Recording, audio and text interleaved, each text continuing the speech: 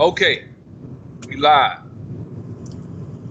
All right, people, this is Sub-Zero3639. I got one of my favorite YouTubers on the internet. His name is AJ Simmons, and his channel is Everybody Eats dash AJ Simmons. The brother is a JanPro franchisee. He went down. Now you can correct me if I'm wrong. I just found this channel about 3-4 days ago. I'm always looking. My eyes are always open for business opportunities, looking for different opportunities in life in general. And this brother, man, keeps it 1,000, man. I look at his videos. He talks about the industry. He doesn't sugarcoat it. He talks about the percentages. He has videos for pay that I'm probably about to buy today about basically the actual numbers, how it works. He keeps it 1,000. Now, from my understanding, I think he is from Virginia. He can correct me. And I think he lives in Virginia originally, but he moved and actually worked with JanPro, the company, as a job. And he moved out of that job, out of that position, because he initially wanted to get in because he wanted to train franchisees. And then he moved out of that position and went back to just focusing on his own franchise itself, because he pretty much trains people through YouTube and through these videos and through the AJ Simmons online website. As you can tell, I've been doing a lot of research. I've been clicking on your stuff. I went through a lot of your different stuff in the last 2 days since I found your channel.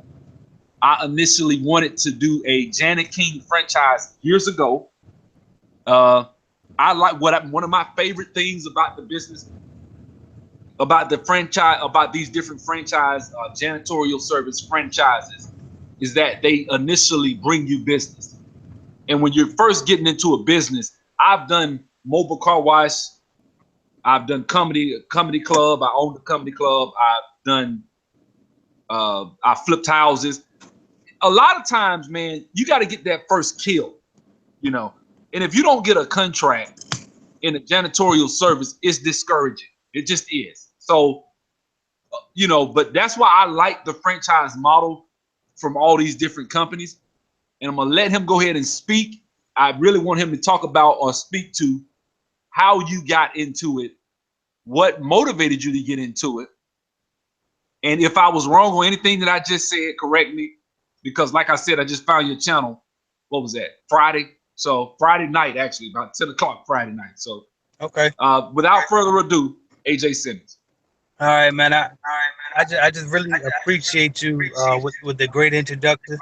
Um, you definitely did your homework. I can tell I'm dealing with a scholar now because you basically covered everything in just 2 days. So kudos to you on that, man. Yeah, I'm from Virginia, man. I moved down to Jacksonville, took a job with JanPro actually as an employee. Didn't really care for it, and I'm back here, back out on my own again, doing my independent thing. Um, and basically anything that you want to know as far as the cleaning franchise or really the commercial cleaning industry as a whole or residential, I should be able to answer it for you. And I mean, just any questions, if you want to ask any questions or anything. And I want to tell y'all real quick too, man.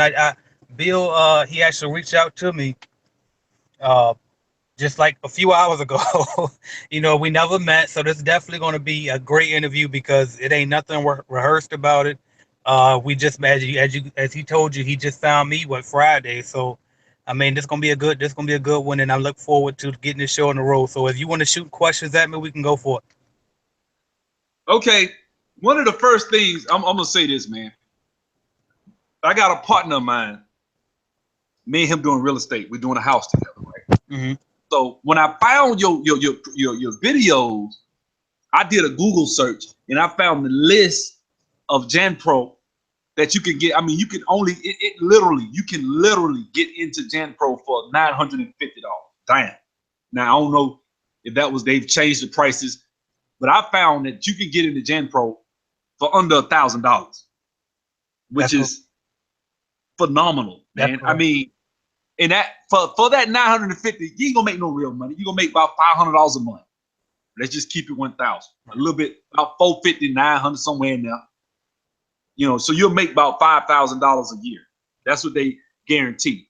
But what I'm understanding, just as I'm listening to you, I hadn't even went to the JanPro. See, when I go look for business, and I'm gonna say this to the listeners, when I go look for business, when I click on YouTube, YouTube is the first place I'm gonna go. YouTube is the second largest search engine in the world. Right. When I go on YouTube and I click for a business, I don't look at the business website or the business YouTube channel.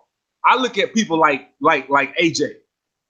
Reason being, I don't want you trying to sell me nothing. I don't want you telling me, well, I got in this business and I'm a millionaire and this is how I did it. Not to say that you can't be a millionaire. But what I'm saying is, I don't look for business opportunities because there's a lot of sales, there's a lot of fluff out there. And so I found AJ. AJ wasn't trying to sell me jack. AJ was just like, man, this is what it is. I know business. I done got my behind out there in the heat, washing cars. I had a mobile car wash. I'd have been out there washing cars. I know it's work, man. It's work to build a business. I expect to work. I come to work with my hard hat and my steel-toe boots on, ready to go with my gloves. That's how you gotta. When you black and you trying to build a business, that's what you do. Right. See what I'm saying? Right. So I'm a little excited, man. So forgive me. But the thing is this, man. Like, I had a homeboy of mine. We doing a house together. I talked to him yesterday. I was excited. I sent him your video and I sent him the JanPro list. And he said it's a catch to it. He said, now I want you to help me out. Okay. He said that if you get in Janet King, now he was talking about Janet King. He said, get in Janet King, that what happens is at first, the first 6 months you're doing well, and then it's a catch to it. Like, you don't make as much. They start hitting you for more money. That's what he said. But he said he need to talk to his homeboy. I'm thinking, now this is my own observation just from listening to your videos already. Okay. Unless they change their business model, I don't believe it. I think what happened is he bought a franchise, got Junebug and Ray Ray to go out there and clean. Right. And they half did it. Right. And he pissed off the franchise company and they stopped sending him as many contracts as he used to have. Exactly. So I want you to speak to that. And so it could be that. It also could be the fact that when you first get started, you're excited. You can't wait to get ready to go and all that. So when they throw you one account and you see that number and it's like, okay, $500 a month to clean this building XYZ times a month. And you're like, I just made another $500 a month. Then they offer you another one, $2,000 a month. Then they offer you another one, $3,000 a month. Then they stop because they're like, all right, let you settle. All right. So now you got, I don't know how much I just said. I ain't even add that up, but so let's say $4,000 a month. Okay, bam. So you got $4,000 coming in a month, and you coasting. They letting you get straight. They fulfilled your package level. Let's say you bought in at a package level that said you will make $4,000 a month.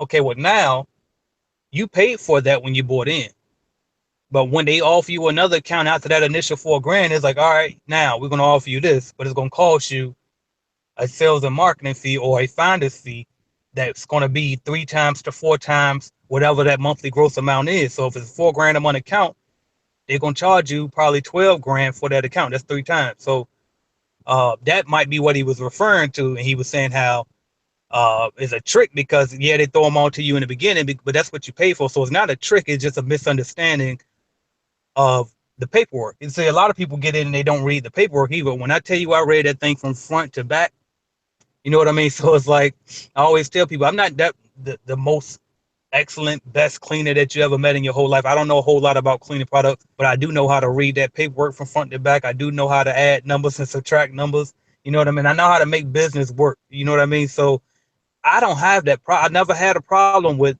the franchise company so far. I mean, even back when because I bought in twice. The first time I bought in, I was 19. I bought in with Coverall, and I was horrible. I was a horrible franchise owner, but I even knew when they kept taking accounts from me every time, I knew damn well I won't put my all in it as far as the cleaning, and that's why they was taking accounts. You know what I mean? I used to rush in there, and I used to rap then too, so I had open mics and stuff I had to do, and I would rush in there, sweep crumbs all under the rug, don't mop floors, thinking that they can't see the difference, and really they could see the difference. I just couldn't because I wasn't educated enough on cleaning floors. You know what I mean? So it's a lot of different things that can go into it, but the most common mistake is people don't read that fine print, man, and they don't understand the fees. So when they growing, but they getting more fees coming out of their check, and they weren't expecting that fee to come out of the check. They're like, well, wait a minute, no, this won't supposed to happen. It's like, dog, you didn't read that. You see what I'm saying? So it's probably something like that. But I mean it, and it's like I always find myself in a position where it seems like I'm defending the franchise, but I always tell people I'm not defending them because I promise you, I'd much rather you buy my how to start a cleaning business starter kit from my website than to go buy a cleaning franchise. I don't get anything from the franchise company if you buy a franchise. So it's like, but I just want to make sure that people get the right information because you definitely can be successful with a cleaning franchise, just like somebody can be successful with a McDonald's franchise. You know what I mean? But it's just about educating yourself and applying the proper habits and making sure that you stay on top of your game. That's all. Well, let me say this right here. From watching your channel, Mhm. and that's me, man. Like I'll watch a channel, and I love finding YouTube channels where brothers got hundreds of videos and they motivate because that shows success. There's no way that you would go out here and pump hundreds of videos about the same subject, Right. unless you was making money. I hate to go find a brother. There's a lot of brothers out here. They'll pump out a bunch of videos on the subject for about 3 months. Right. Then I go click on the channel. That's what I do first. I click on the channel. I'm like, okay, yesterday he put a video out, but he don't even do this no more. Now he on something else. Exactly. It's great. And you said it, that's exactly what you said. That's exactly what I do when I'm looking at anything. I'm gonna go to YouTube first, then I probably go to Google just because YouTube usually got the actual person talking, a real person talking and telling you about their personal experience. So but yeah, that's exactly what I would do too, is like, let's see, okay, you saying this is the end all be all right now. Let me check back and see what he's doing a year later or something. They ain't even talking about it no more. You know what I mean? You and actually, let me point out something to you too, because you probably don't know this. This is actually my second channel. I actually had a channel before this one, but it got deleted because in addition to posting my videos, I was also posting like audio books and stuff like that, and they got me for too many copyright strikes. So they took that down. But that one actually had over 10,000 subscribers. And so I actually had even more videos than what you see there. See, I ain't even know that, man. My thing is this, man, and I don't make no bones about it. I'm about black empowerment. I'm about black economic empowerment. I don't think that we should be all super Democrat, or even Republican. I lean more conservative, but for me, it's about black empowerment. I feel like politics is like an Uber. You know, you drive Uber. I know you drive Uber. So, like, if two people get in your Uber, right? One guy wants you to go downtown, the other guy wants you to go uptown. But the guy that wants you to go uptown got money, and the guy that wants you to go downtown don't got no money. Your Uber's gonna probably wind up uptown. Yeah, we're going uptown. Exactly, because you're going where the money guy. Right. You got the money. Right. Black people, when it comes to politics and government and anything, we getting in the Uber with no money. Right. And the Jews getting into the Uber with money. Right. The Asians got money. The homosexuals got money. That's why you see gay marriage. That's why you saw Barack Obama doing what he did. Right. For gays, for Mexicans, Black people don't have any money. We can get killed on camera in front of people with our hands up, and it's nothing because we don't have any economic empowerment.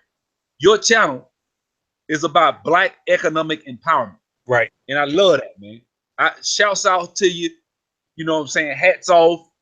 Because to me, it's not a lot of brothers out here that's really on that tip. It's a ton of brothers on YouTube talking about Tassetti and the pyramids and conscious this, conscious that. I don't see me. I'm a Christian. I don't see I don't see the benefit of that stuff. Right. I just see it as it's just mumbo jumbo. It's funny that you say that too, because it really, I always tell you the truth, I wanted to speak on that type of stuff. You know what I mean? But it was like I didn't see the benefit in sharing. Like, it's like, okay, I learned all of this information, but now what? If I'm still sitting out the project, still broke, where's the empowerment? Where am I bettering myself at? I mean, yeah, I got a little bit more knowledge, a little bit more information, but how am I changing lives really? You see what I'm saying? So that's why I always felt like starting from that economic empowerment point of view, that's the end all be all, because whether you're Christian, Muslim, no religion, what I don't care who you are, we all can agree. You know what I mean? When we start talking about that money, you know what I mean? So if everybody can get educated and start empowering each other and owning their own and hiring their own, I think that'll put us all in a much better place to where we're trying to be in anyway. That's where I'm at with it, man. Like, you know, the Bible says a righteous man leaveth his inheritance. I listened to the video where you interviewed the brother. He jumped in for $950, and in 4 months, he was at $60,000 a year. Easily. I mean, I tell you, it's easy, and that's not even just cleaning franchise. That's in this industry, period. Because uh, it doesn't take much. I mean, tomorrow I can get a call. I just got a call Friday for another $750 a month account, and then Monday I could get a call for $2,000 a month account. You know what I mean? So it just grows now. With this industry, the margins aren't great, and I say that a lot too. So it's like grossing 60 grand is far with your business is far from growth is grossing 60 grand personally, um, depending on how you structure the business and how you run it too. Because if he's just self-employed and he's doing it all on his own, then the majority of that is his. But if you running it like a business, then it could be way different when you're talking about personal income. But it's definitely easy to grow. I mean, it's you can take on so much. I think the real thing is balancing your employees and all of the internal things going on in your system. But as far as actually grossing money and making drastic jumps, hell yeah, man, it's easy. So let me ask you this. So from my kitchen table, Mm-hmm. right, I Mm-hmm. can grow this business to a point where I guess what the question is where, like, okay, I'm a guy. Let's say I do IT, right? So I make decent. So let's say I make 100,000 a year. Okay. Walk me through hypothetically how would a guy grow? Because I don't expect that I would make 100,000 a year just because I gross 100,000. That's idiotic, right? Right. So I'm assuming you need at least 500,000 or more to even come anywhere close to quitting your job because of you looking at just from your video. I think you had one video where you kind of alluded to 25%, some videos even 10%. You had a guy saying I'm Right. only, Right. so it could And be so anywhere from 10 to 25% of your gross that's really yours. right. And I just want you to speak to that. And so it's like so basically it all really depends on the lifestyle that you live and how much you're willing to give up in order to free yourself from the job or not. Now, if you're already like a person like you, for example, you're kind of what somebody would say middle class, upper middle class, or somewhere in there, right? So your lifestyle might be higher than a person like mine, who I was already in the hood anyway. So it wasn't very hard for me to free myself because my standards weren't very high. Like my highest bills were my two condos combined. So, which I shouldn't have had in the first place starting a business, but that's neither here nor there. But anyway, um, but if you have a lifestyle that requires you to make a certain amount, then definitely you could probably need about a 500,000 grossing in a business. But again, it won't be hard to do. And if like for a job like yours, you probably can keep that job and grow that business and put your system in place and just grow it, never clean, don't touch anything, but hire you some people, grow it, grow it, maintain it, and then about let's say 4 or 5 years from now, you quit and you'll be making the same thing that you were making at the job that you're working now, and you won't be cleaning up anything. You'll just be managing, sitting in your new office or whatever, however you do it. We could still be the home office, but Let me ask a question. okay, There's a 2 or 3 minute video with a white guy talking. uh huh, He's not even a franchisee, but he's talking about Janet King. And he says that the reason he didn't take a Janet King franchise was because it's a job.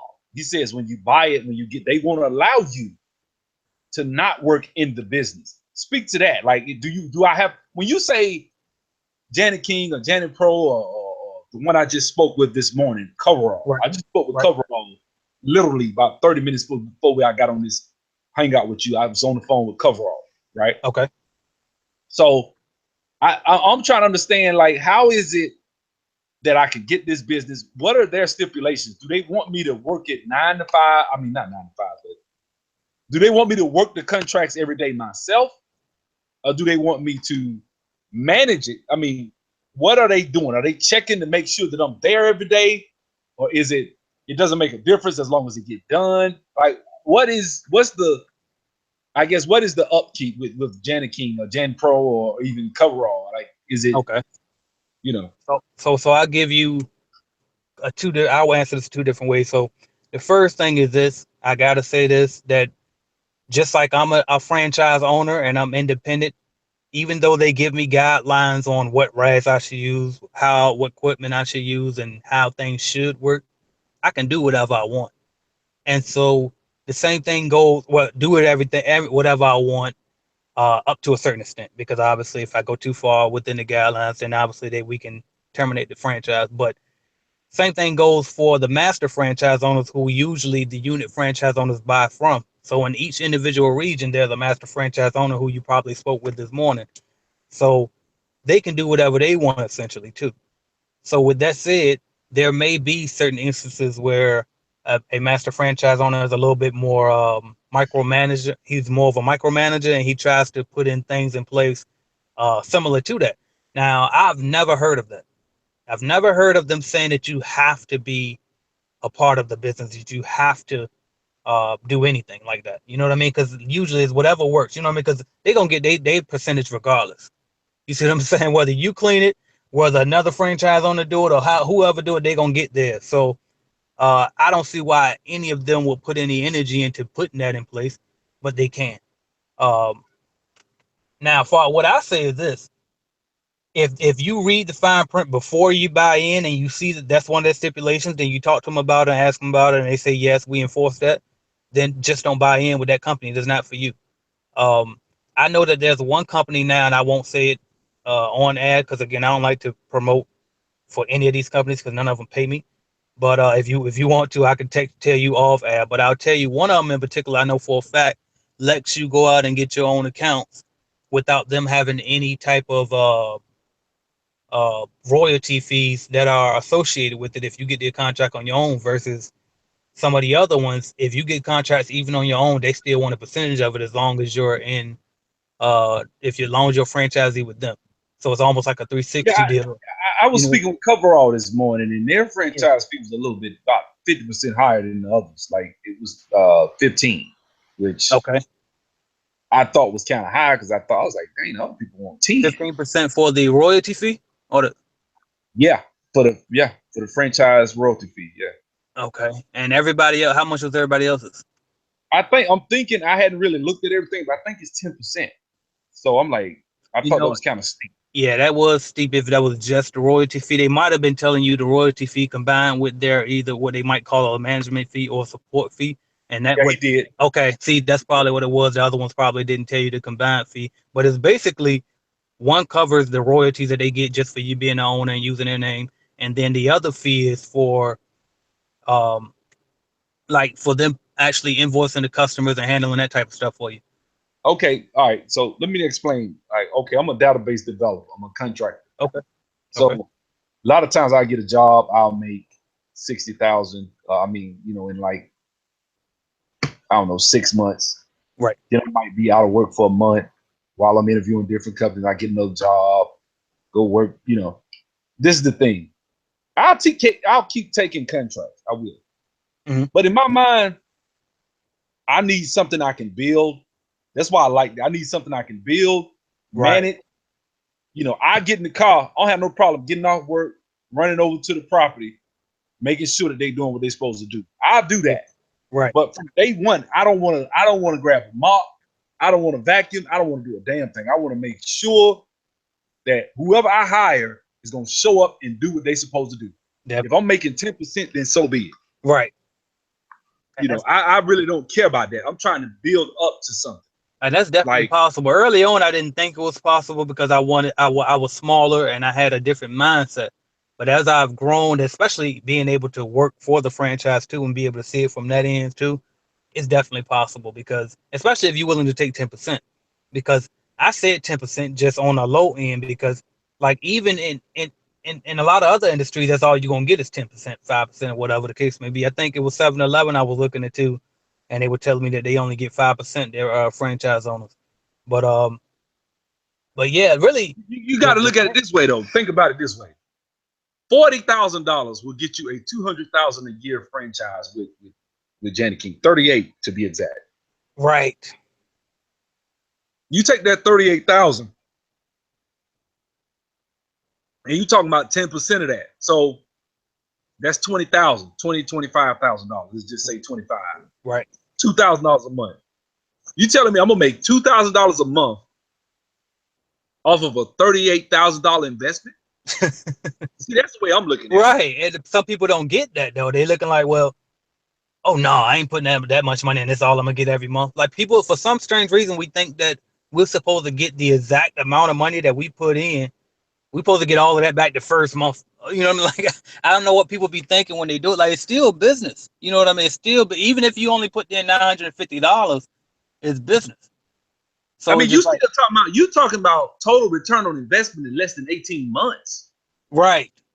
I mean, that's unheard of. I ain't gonna say it's unheard of. I mean, I've seen some ridiculous returns even on like foreign exchange, and I mean, you can get crazy investment returns. But what I'm saying is the reason I like and love and I'm falling in love with this idea is because if you believe in the corporation or franchise that you sign up with, and you believe and you build up a rapport and you make sure you manage this properly and you got the right personnel and you know what you're supposed to do, they'll reward you with new franchises. So I could pay $950. Now tell me if I'm wrong. I could pay $950, jump into a JanPro. $950, you talking about 30 minutes a day cleanup, if that. Right. You're not talking about no real money. But Right. you still not talking about no real work either. I mean, you're talking about $500 a month gross, $400 a month gross, and then you might make, but see, that's something I would do myself, 30 minutes a day. Right. I would probably make 400 to, a little bit over that, 450 a month, somewhere in there, right? Right. So I'm and where I'm from, I'm looking like, okay, that's a car note, that's rent, that's daycare. That's that's the way I'm thinking. Right. Or with me, I'm a database developer. I'm like, well, shoot, I ain't gonna touch that money. I'm gonna take that money, and every month when I get that money, I'm just gonna tell them to keep it. Yep. Put it right back into it and buy more. Yeah. And then next thing you know, I'm up to like way more than what I initially invested. Exactly. Because and another thing too is, and if you do it like that, guess how much taxes you paying on it now? You paying nothing because you ain't making no profit. There you go. Nothing. You pay absolutely nothing, and people wonder how these big corporations. I'm probably getting a refund depending on how you do it. Yeah. So I'm right now. I got the JanPro list in front of me. Franchise plan. Man, you do that in less than 3 months. You up to like $700 a month now. You know what I'm saying? Right. You up there. Then you do that for about you might wait 6 months and jump on up higher, and now you at like $1,500 a month. Right. And it just turns into a cash cow. But the thing is, depending on how you measure it, like from you, I learned this from your channel. Okay. That's why I love YouTube. What I learned from your channel, don't pay by the hour. There you go. And, I used to flip houses. I had some Mexicans on the clock. Mexicans will bust their ass for they don't come in and ride your clock like black folks. Right. I hate to say that about my people, but that's just facts. Right. Right. Mexicans are coming in and work. I'm gonna probably hire Mexicans from the jump. Right. I hate to say that, but this is about empowerment. Like I will empower other African Americans, but right now I got to empower myself. Okay. So I can't hire black people unless it's some black people that'll show up and do what they're supposed to do. I ain't saying that, but what I'm saying is, I'm flipping houses and I got an HVAC guy. My HVAC broke on the house. Well, actually, somebody broke in the house and stole. I had 2 units in the house. Somebody broke in there and stole both sides. I called a black guy. He had the skills. He came in there. It took me a week to get him in there, but he finally got in there. Right. When he got in there, he fixed everything. He gave me a good price. Right. After that, he didn't hook my carbon monoxide vent pipes back up like he's supposed to. Mm-hmm.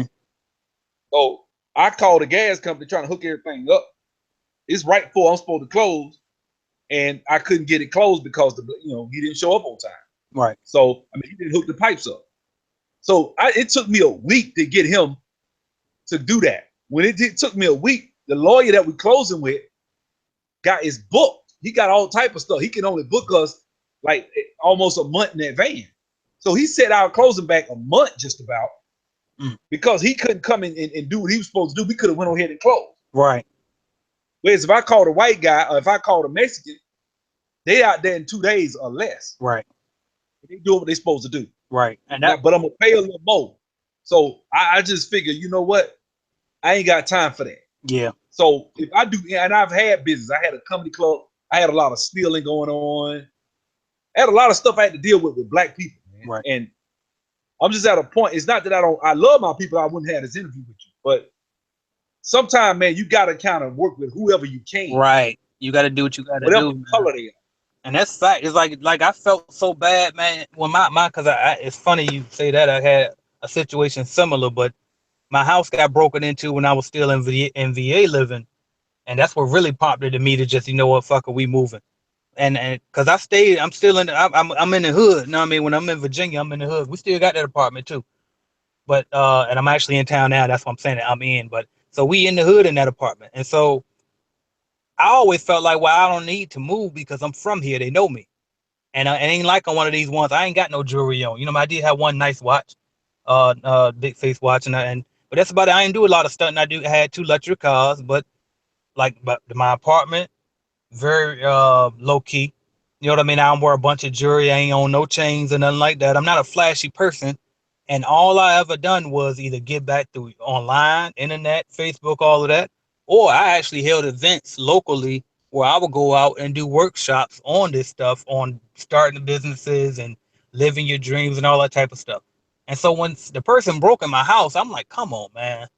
Like, like me? And I mean, like, y'all gonna do this to me? That's what it really hurt the most. And so, but what it taught me though was if I want to get back to my people, I can't do it. Like, I know they say buy black and be pro black and all of that. I mean, I'm semi with that, but I'm gonna do what's best for my business. The business has to come first, and if it don't make sense to do business with that black business, then I'm sorry, it just don't make sense. You got to put business first, and every time it's not going to make financial sense to do it with that business. So you just got to do what's best for your business, man. That's what I came to. And then what I said as far as giving back to the community, well, fine. I'll just come back later and I'll do an organization or an event or something, and I can give it back that way. But we can't always just go with a company just because they black, because it might not make sense economically. Well, this is the thing I've figured out. Let's look at the Jews. The Jews, when it comes to the hip hop industry, There you go. ain't no Jewish rappers. None. If it is, they not real good at it. You know, Drake is, well, I take that back. Drake is Jewish, and I think that's part of the reason for his success. But that's probably 80% of his success, if you ask me. But at the same time, most rappers aren't Jewish. But Jews understand, I'm gonna sign this contract with this black guy. I'm gonna hype up with this company with this black guy, but I'm gonna take the wealth that's created. Like, you might have a guy sell 500,000 copies, he didn't even go platinum. Right. He went gold. But if you own the distribution and you like, okay, well, I signed this rapper up and he sold 500,000, and each record was worth $10. That's $5 million I made off this guy. And you know, I gave him, for going gold, out of 5 million, I gave this joker like $40,000. Right. You know, right. That's how they do rappers like that. If you only going platinum, you're only gonna get half of it, 400,000. 40,000. You're not gonna get even a partial percentage of it. But they'll take that wealth and they'll go take it and use it within their community to build and do what they're supposed to do. There you go. So I got that mindset. Even with that Shea Moisture stuff, a lot of black women got upset with the guy when he was trying to grow his business by marketing to white women. But in my mind, I'm like, I think that's smart if it's a black-owned company, as long as he's not forsaking his black customer base. What difference does it make if he goes and starts a new line of products that markets exactly. I was having a hard time with expanding my stuff with like all of my services online to a broader audience, because it was like, okay, I really want to help my people and empower my people since nobody's really doing it. But it's like at the same time, my people ain't buying, they're not spending. You know what I mean? Some of my best But see, customers what I right like now. about your channel, bro, you not even you, and I don't think you should. This is my channel. I can say this because my channel is about that, but I don't expect to grow my channel to 30, 40,000 people. Mm-hmm. So for me, it's about just trying to get you to a point. Like, you shouldn't be out here talking about black this, black that. Right. Because there's white people coming to your channel, Yep. coming and buying And your they stuff. spending. Yeah, they spending. But if you say black off the top, they like, oh, well, Right. I hate to say it, they understand it's chess, not checkers. White people do. Right. They'll be like, dang, I want to buy this information from this black guy, but since he's talking about black this and black that, I'm not gonna buy it from him. So a lot Exactly. of times, shut up and just put the information out and let folks. I have that mindset off the top. You know what I'm saying? Right. But you know what I'm saying? So when I see it, and I see a brother 9 times out of 10, if he owns some black business, he owns black empowerment. If he talking about business, period, and he black, he talking about black empowerment. He's about black empowerment. Right. Like most 99% of the time. So, that's why I really like your channel, man. And I know you're real surface, but you gotta be. You can't, you trying to monetize stuff. I get it, man. I don't have no problem with it. I think a lot of times, man, this is what I don't like. A lot of times we'll call a person a hustler and say, man, so-and-so hustling people and this and that, Right. because he charging. But I don't have no problem with that. Information, because this is the information age.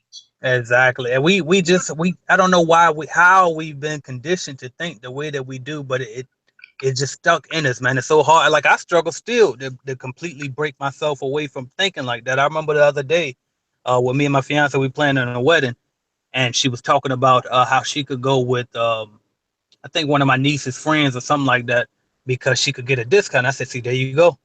No, see, there you go. Right, you doing what to her what you don't want people to do to you when you go do their hair. She's like, well, no, I mean, she probably gonna give it to me for cheaper because of this and this and that. I said, but then you turn around and get mad at your sister for coming to you and thinking she can get a free hairstyle.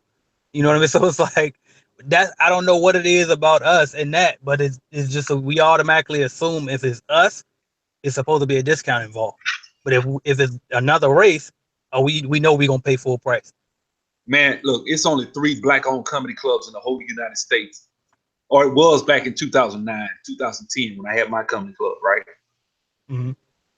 When I tell you that the hardest thing for me when I had that comedy club was dealing with the actual black people not wanting to come into the club and pay. Right. They were complaining. Now, they'll go to the white comedy club in Birmingham, which was literally an hour and a half's drive Right. to get there.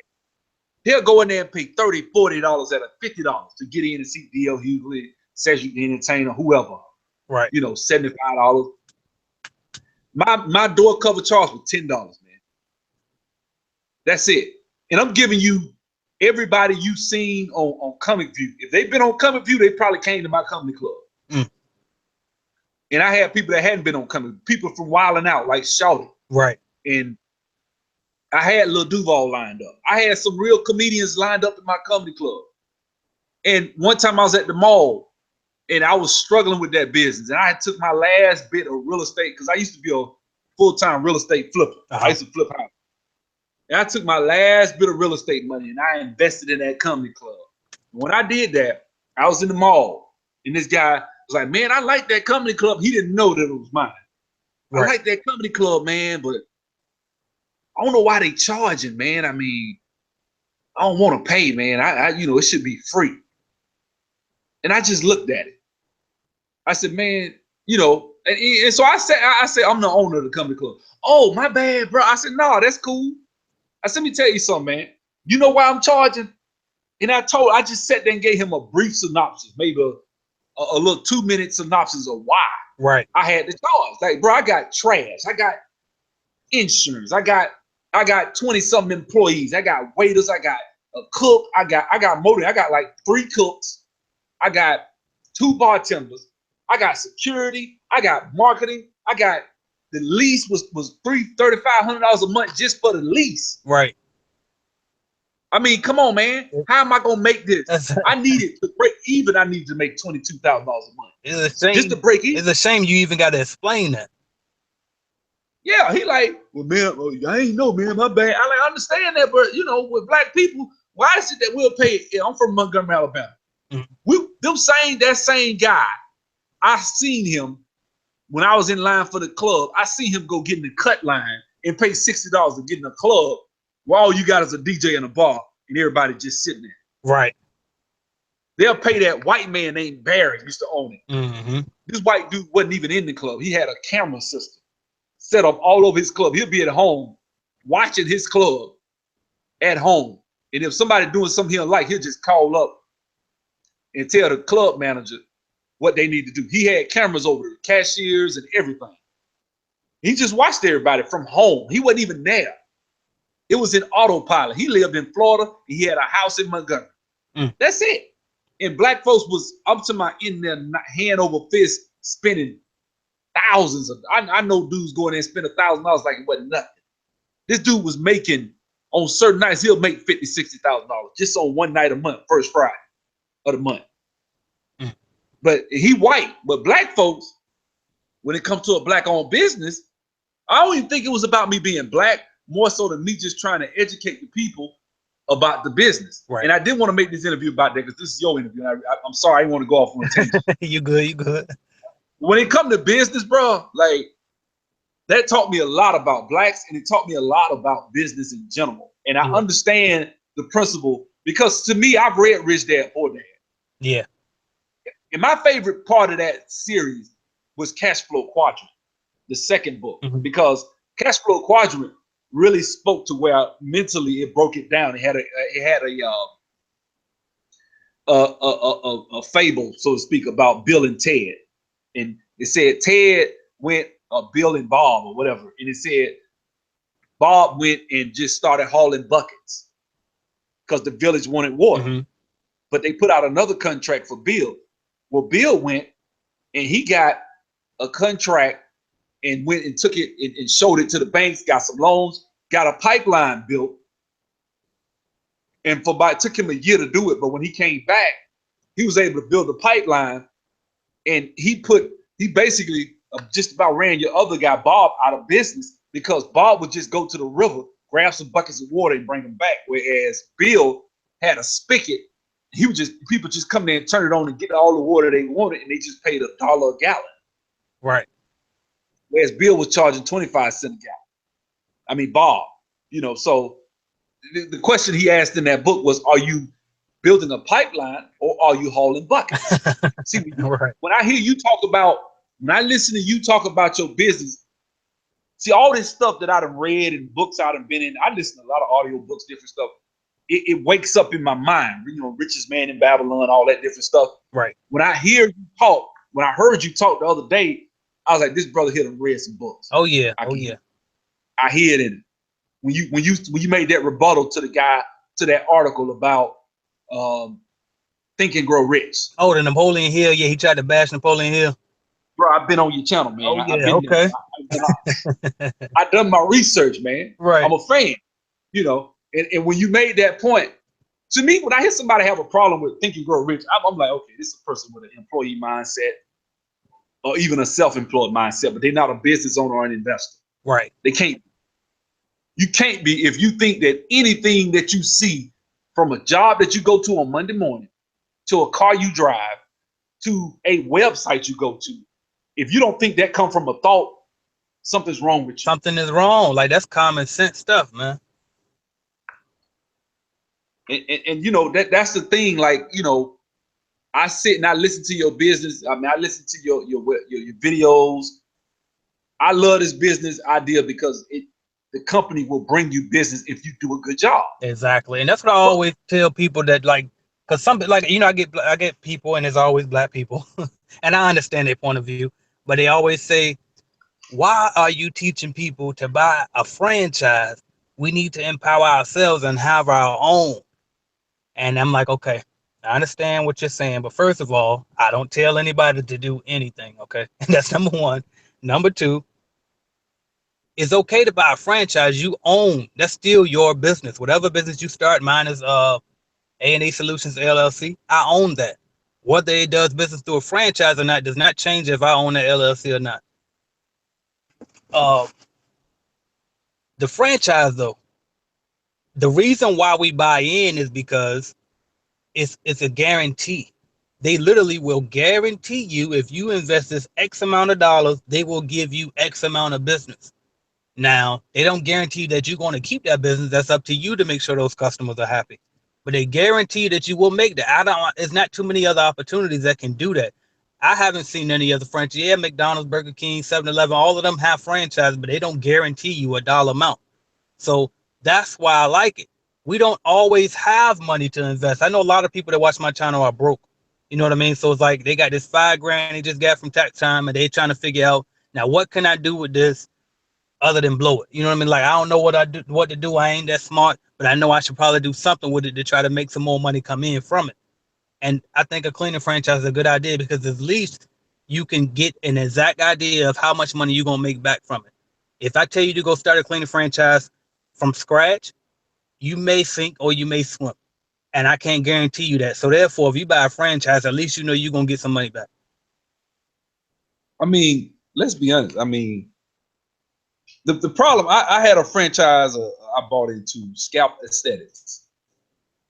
I hadn't talked about it. But Scalp Aesthetics, for those people that don't know, Scalp Aesthetics is about pigmentation of the scalp to simulate hair follicles. And I took the training. It took me about like a month to learn the training, how to do the scalp micropigmentation. I still know how to do it. I actually did a dude's head about a month ago. And I probably made last year, out of that business, I probably made about $15,000 out that business. Right? But the thing was, I wanted to make sure I had the proper training before I went full speed in that business. Right. Well, like with me, because I could do a head, it might take me 5 hours to do it. Right. They would charge $6,000-$7,000 to do a head. I said, man, this dude Bryce Cleveland that's in this business. I mean, I ain't gonna get into the business and franchise, but it's a terrible business. Do not sign up with Scalp Aesthetics. They suck. But the thing is this. I said, man, it's a lady I know out of Houston that'll train me. She's real certified, got all the licenses and stuff like that. She will help me to not put blowouts in people's scalps, and I can restore people's hairlines and stuff. And it won't cost as much, and I can really know. And so I would take my prices down to like $700, $800. I'm like, I work 5 hours and make $700. I take a break, come back, do another dude head, make another 3 hours, 4 hours, make another $600. Right. That's $1,500, $2,000 a day. Why not do that? Right. I know how to do it. I got the skill to do it. I know how to do it, right? But the thing is this, I wanted to make sure I have the proper training. And then when I got the training, I was going to train somebody else. There you go. That's the key. That's the key. I was going to train somebody else, get them to sign a non-compete, non-disclosure, non-compete. I train them on the information, the proprietary information of how to pigment scalps. And if they're going to do anything, they need to be 150 miles away from where we live at now. If they want to go do it in another city, 2 hours away from here, I'm cool. Right. But as long as I could jump in and teach somebody how to do it and make a substantial amount of money, and then they drawing in customers, and I get them a percentage. That's what I was going to do. Right? Right. But I had to learn the aspects of making sure that I'm doing it right before I go train somebody. That's why I don't talk about that stuff. Exactly. Because I want to make sure I know what I'm doing before I go train somebody. Absolutely. But what I like about JanPro, they bringing you the customers. That's one of the hardest parts of scalp micropigmentation, was getting the customers. Right. Once you get the customers, that's why I signed up with Scalp Aesthetics. Scalp Aesthetics would call me once or twice a week with a consultation, and I would probably book 50% of them. That's why I made $30,000, $15,000 out of it. They made 15. I grossed $30,000. They would charge thousands of dollars. But it was all about. That's why. And another thing with franchises, that whenever these people complain, when you say they complain with you about a franchise, that is a person, I hate to say this, they're unlearned about business, and I'm gonna tell you why. Oh, that's true. franchises statistically, when you look at statistics, the average startup fails within 5 years. Above, I'm talking 90-some%, 95% of it. You got a 1 in 20% chance of succeeding past 5 years if you're starting up and you're creating your business model from scratch. When you do franchises, you multiply that by 5. You got I think they say it's even more than that. I think it's like a 35-40% chance of success. Damn. Franchise. Why wouldn't you sign up with a franchise? They're sending. Why wouldn't you sign up with JanPro? Why wouldn't you sign up with Coverall and Janet King? Because they sending you the business. If you're gonna do your part and you're gonna take your time and make sure that these jobs are done right, you are setting yourself up for success. Exactly. If you're gonna just say, I'm gonna stay small, I'm not gonna get past $15,000 a year, and I'm just gonna make sure that I'm doing what I'm supposed to do. I'm gonna take 2.5, 3 hours a day, and I'm gonna work as many companies I can work, and I'm gonna clean, and I'm gonna do what I'm supposed to do. Well, hell, that's the key to success. Right. You don't have any employees. Yeah, it's a job, but what I'm saying is, if you take that business and you reinvest back into that business, it's easier to hire somebody once you got that 6 months experience or 3 months, whatever, and you can tell them this is what it takes to get the job done. This is what I want done. That's the key. Yeah. Growing a business, you got to work. It's the book that I read that really helped me understand this principle. It's called The E-Myth. Oh yeah. It's a New York Times bestseller. Yep. But that book breaks down the E-Myth. Work for yourself. Work from home. It destroys all those myths, and it really talks about working on the business and not in the business. When I heard you say that, I said, I know this brother read. That's why I knew you knew about that book. I said, I know he read email. Yeah, that might be. Yep. Just listening to you talk. And I'm gonna tell you, that's the key, man. Like, people don't know, like, the majority of my time all day long is spent either listening to audiobooks or listening to a podcast or listening to some type of how-to videos on YouTube, learning more stuff, man. That's feed your brain nonstop. And I just want to piggyback on what you were saying real quick, because if they don't take anything else from this interview, I want them to take this away. Out of the 10 years that I've been doing entrepreneurship, I'm 29 now, I've been doing it since I was 19. Out of the 10 years I've been an entrepreneur, the most important lesson that I've learned, and if I would have learned this from the beginning, shit, I'd be rich already. But financially speaking, because I'm already rich in other ways. But the key, the most important thing I learned out of all these years is this, and I wish I would have learned it sooner, but I'm applying it now, and it's paying off in ways that you couldn't imagine. And that's, you got to have a system in place and understand business. It's not about being your own boss. It's about owning a business, okay? And what a business is a operation, is a system, a process that can run with or without you being directly involved, okay? And so that's what I have instilled in my company, and that's what anybody needs to instill in a company. I don't care what line of business you're in, especially if you're in a service business in particular. For example, if you clean houses or whatever you do, if you clean houses, if you clean gutters, if you cut grass, let's say somebody asks you to cut their yard right now, and you say, all right, well, what you paying right now? And they say they paying the person that's cleaning for the cutting for them $100, and you say, oh, I can beat that, I'll do it for 50. That's the worst thing to do. That is the worst thing to do, because what you're basing it around all is you and what you can do and how much you will work for. But what you really need to be basing it around is, how much can I make from this if I pay somebody else to do it? That is the key, I'm telling you.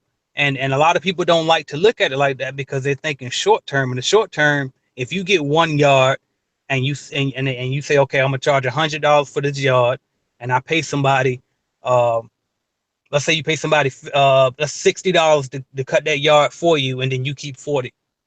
That pays less than if you just would have kept $100 yourself, because now you're getting 60 instead of the 100. But if you duplicate that and get 50 more yards, you'll make way more doing it by hiring somebody else. Okay, when you hire, you make more because you can cover more ground. You can always hire more. You can't make yourself be able to clean. You can't put more hours in a day for you to clean more houses. So if you try to do everything yourself, you're limiting your growth. That's the one thing I want to get to you, is that it's create a process and create a business that'll work for you. Don't try to go and clean and work and cut all the grass or whatever line of service business that you're in. Don't try to do it all yourself, okay? And even if you're in retail, get online. Get online. Everything is online, all right? So, but that's the main thing I just wanted to put out there real quick. Well, let me ask you this. Could you speak to the rules of making money? Like, one of my favorite movies was Baby Boy. And it was a funny scene where Ving Rhames came in there and Omar Gooding and Tyrese were in there talking. And he was like, yeah, man, oh, this nigga, he talking about my mama, this and that. He touched my mama, there's going to be some problems. And, and Ving Rhames comes in there, he gives this little small speech about guns and butter. And he starts talking about what you buy, what you consume, and he's talking about shit that don't appreciate, don't like cars and clothes and jewelry. And then he was talking about real estate and assets, that things that really matter, right? Things that you can pass down. Yeah, you can pass down a car, clothes, but if you bought a Lamborghini Countach at $130,000 in 1989, drove it, put 15,000 miles on it, you probably can sell it for 90, 85, but it's not worth the original 130 that you spent. Right. So was it really worth it? Right. Like, whereas if you bought a quadruplex, I don't care if it's in the hood, you buy a quadruplex for $130,000 in 1986, and that quadruplex is worth, let's say, $130,000, and that quadruplex back then was bringing in $400 a unit. Well, today it's bringing in $500 or $600 a unit, but it's paid off. You paid the mortgage, it's paid off, you own it free and clear. It's worth probably more than 130 now. It's probably worth 230, and it's bringing in $2,500 a month instead of $1,600 a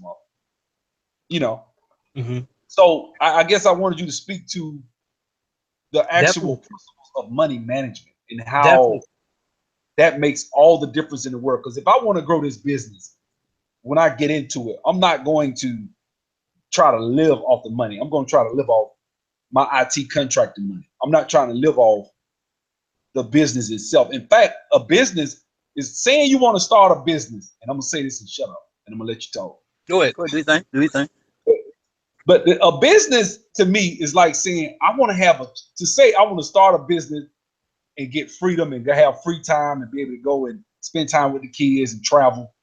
It's like saying I want to have an infant. I want to have a child, newborn baby, and be able to have free time to travel. And no, I got a 16-month-old. He walking, he trying to talk. No, when he comes in this house, he has my full undivided attention. I cannot break free and go to the gym and work out and go running, go lift some weights, I can't go to the bookstore. I can't do nothing. Right. When you got a 16-month-old. And that's what a business is. And it's about managing your money too. If you can't take the money that you make from that business, the book, I'm sure you probably read Richest Man in Babylon. Definitely did. Arcad, when he was talking to the guy, Arcad was like, you eat the children of your labor. Right. You can't take the money from the business, because the guy, the first year he trained him, he gave the money to the guy, he ripped him off. The second year, he made some money, but he made the damn money, went through a party and bought a cloak, bought something to wear.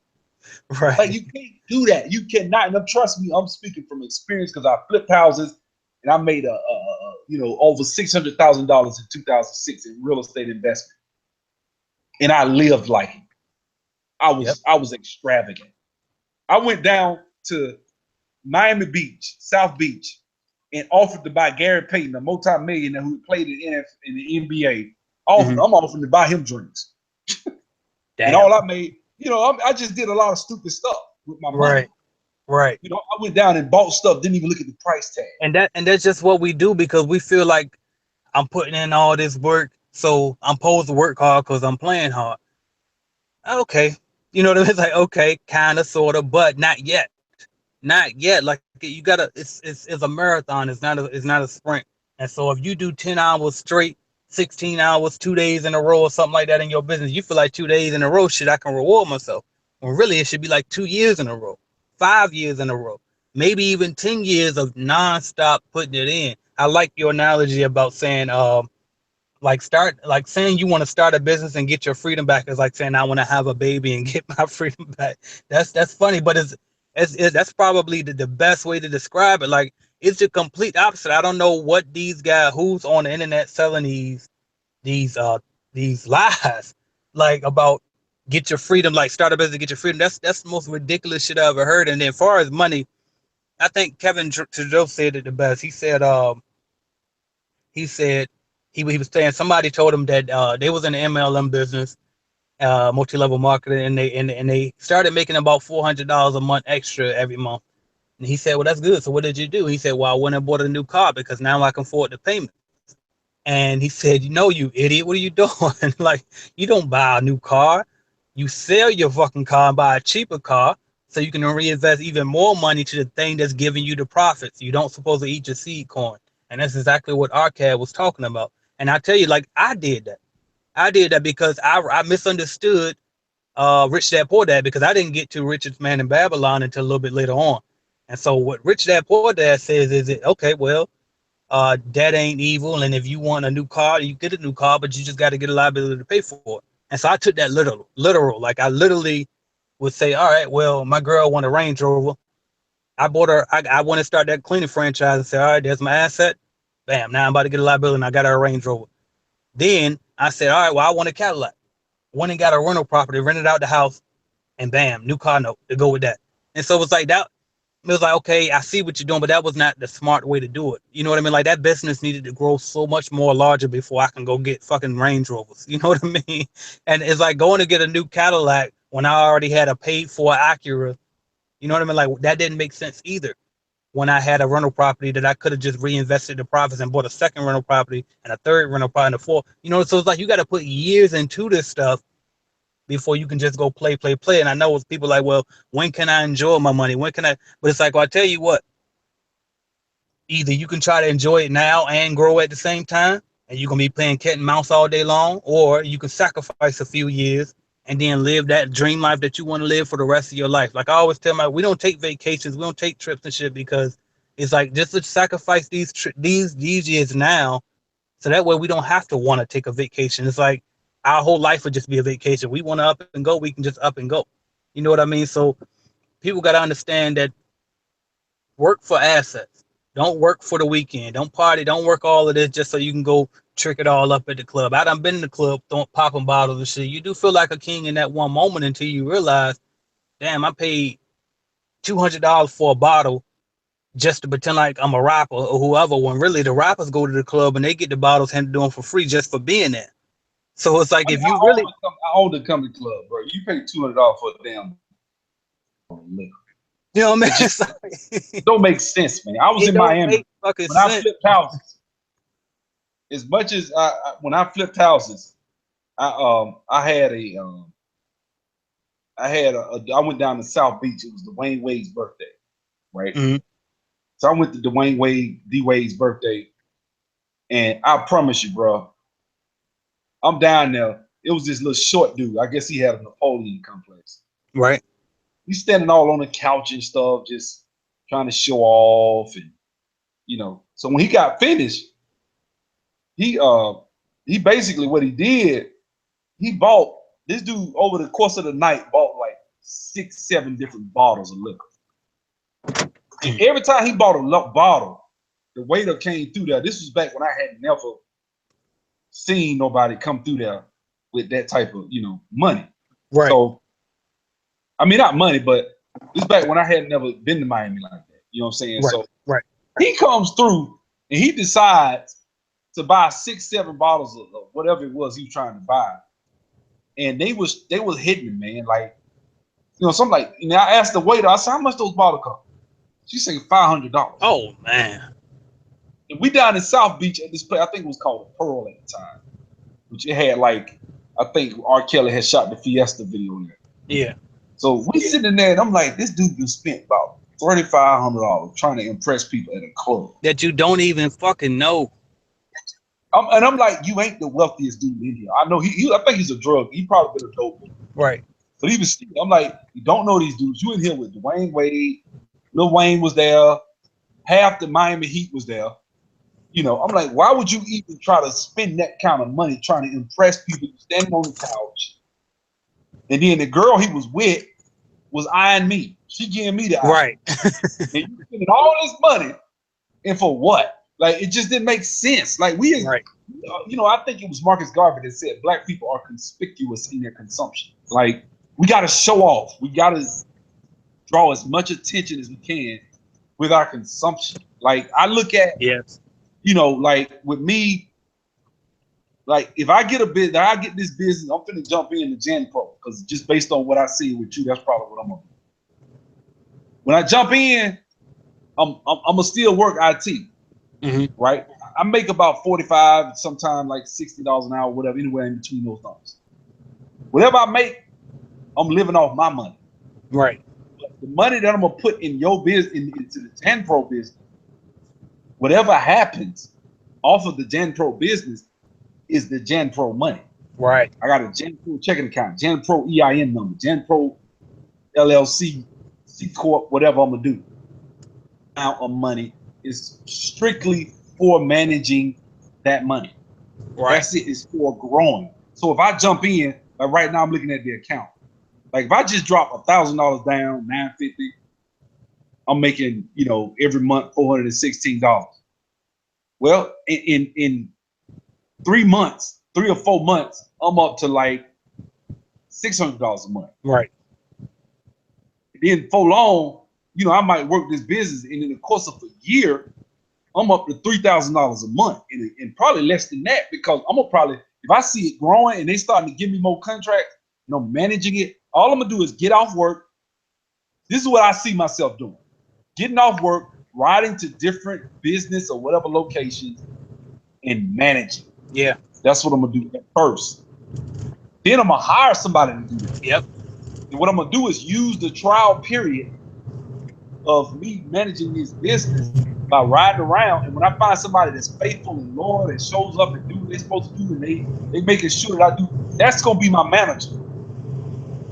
And what I would like to do is hire them to go around and do that. And they go around and make sure everybody's showing up on time, doing just like your brother does. Right. You know. And so your brother is your manager. Right. He show up and he can make sure he ride to 5 or 6 locations a day. He just make sure everybody's doing what they do. Why not do 10 locations a day? Right. You might have guys show up at 4 o'clock. I mean, not 4, but show up at like, 5:30, 6 o'clock, and they might work to midnight. Right. You paying them, $65 a day or whatever, $70 a day to do that, or whatever for 5 hours. Right. Right. But after time, expenses and everything adds up. It might be less than that, but let's say 10 to 12, or $10 an hour, $50 a day to show up. If they can knock it out in 4 hours, let them do it. But they only making $40. Right.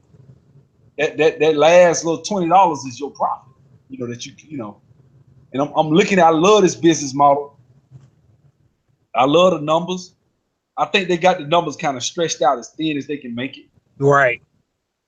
I think they done kind of ate off a little of the profit, because I'm sure these companies are paying more. Like if you got a company like my homeboy, and the reason I even came to your channel, my homeboy told me his uncle is dating a woman, and she has a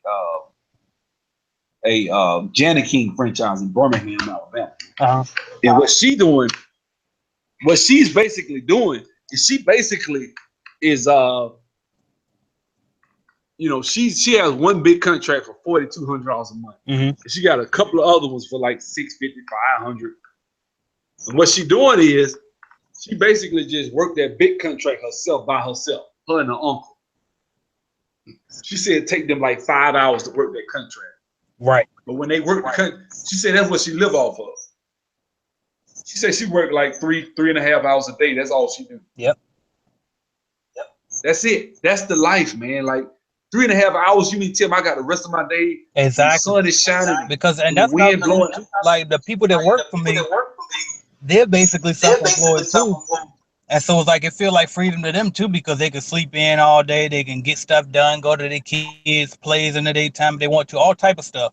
And then all they gotta do is go knock out 3-4 hours in the evening and then they done. You know what I mean? So it's like everybody wins. Let me ask you this: do you pay your people bi-weekly, weekly? I pay them once a month because they're contractors. I pay them as subcontractors. They get 1099s at the end of the year, and they get paid once a month just like I do. Yep. Really? Oh, that's cool. I thought it was. I thought they paid y'all every Friday.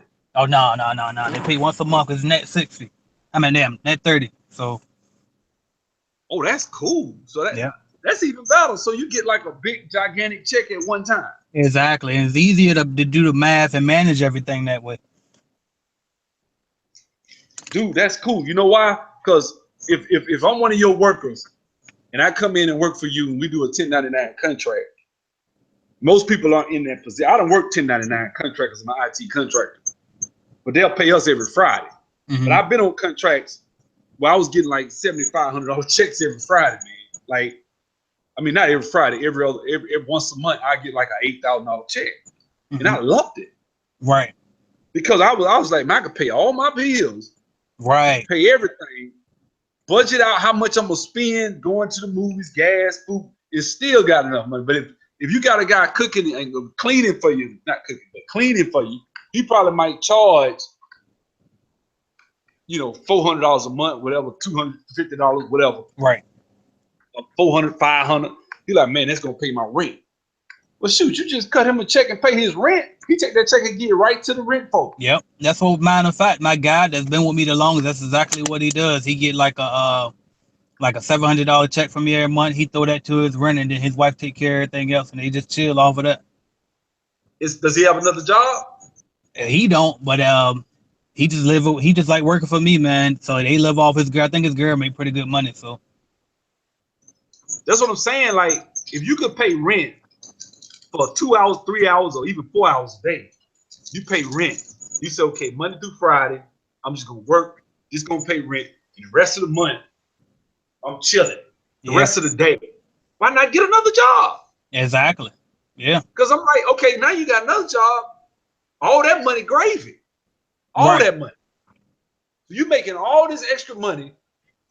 And that's the thing with that I'm starting to get to the point where I'm understanding that, man, you got to really budget and live a certain lifestyle for a season, man, so that you can get ahead. You have because you can't get ahead on a regular 9 to 5 most of the time. You gotta have sometimes working 2 jobs. I know Robert Kiyosaki is against the 2-job rule, but if you budget that money and do a certain way, what you're doing is your own bank. Right. You create your own bank because now you got that money. You get a job and that job may pay $20,000 a month. I mean, a year. That's 20. In you work there for 12 months. In a year, you got $20,000. You can go buy a quadruplex. You can go. What if you take $20,000 and go drop it in Janet King after working and saving that money for a year? Right. You take $20,000 total investment with Janet King. Now you're making $7,000 a month gross with Janet King. $85,000 a year just off of $20,655 investment. Right. So why not do that? You know what I'm saying? I mean, the sky's the limit, man. Like a lot of brothers, it's no real reason why we can't get ahead. I want to ask you this. I'm gonna ask you this. How does it work? Like when say, okay, with JanPro, if I buy in at $950, right? Mm-hmm. And I don't want no more money. Like I'm just like, whatever I make, I'm putting it back in the business. Mm-hmm. How fast could I be up to, $4,000 a month, $5,000? How long would it take me to get up to like the guy you said? He said he did it in. Was that a fluke or was that the norm if you really focus? Honestly, I think it's the norm, man. It really is the norm. Everybody that I talked to did the same exact thing. I did it. You know what I'm like?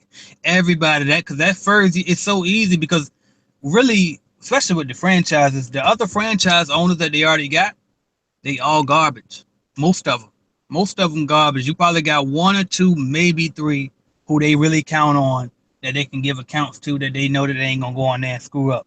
But most of these people suck. So when they get a new person, they can't wait to feed the new person their new accounts because they ain't got nobody else to give them to. So if you once they keep throwing them to you, then you never mess up.